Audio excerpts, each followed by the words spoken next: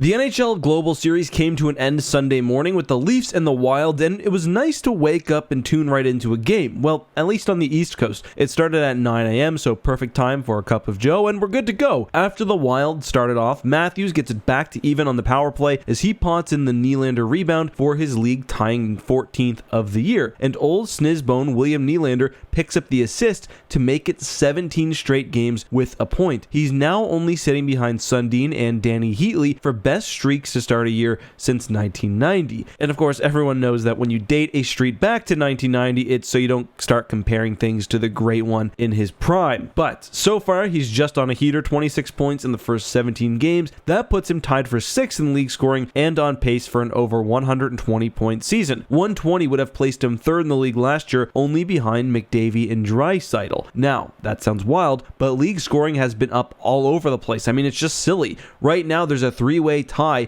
between 3 Canucks teammates for the league lead in points, almost 20 games into the season, and somehow that doesn't include Brock Besser, who is tied for 2nd in goals. But back to Willie Styles, here's a good burning question they asked during the Sportsnet intermission. Will Nylander end the year as a top 10 point scorer? And I gotta say, I still don't think so. Now, I'm not a hater, it's just he always has been streaky, and I do get the feeling he could cool off soon at some point, and better during the season than in the playoffs. The other reality is that Nylander has just unlocked another level. He's gone Super Saiyan 2, and he's going to need a fleet of trucks to drop off his paychecks. As for the final Global Series game, Nyes and Riley would score for the Leafs, but then Minnesota would tie it back up in the 3rd, and we would need overtime. Starts off hot as the linesman takes a spill after dropping the puck, and of course, the spotlight is on the man of the hour, Morgan Riley. Beautiful defensive play gets it to guess who? Nylander, as he weaves back and forth, enters the zone, full steam ahead, and beats Fleury's short side. That's his 12th and now 27 points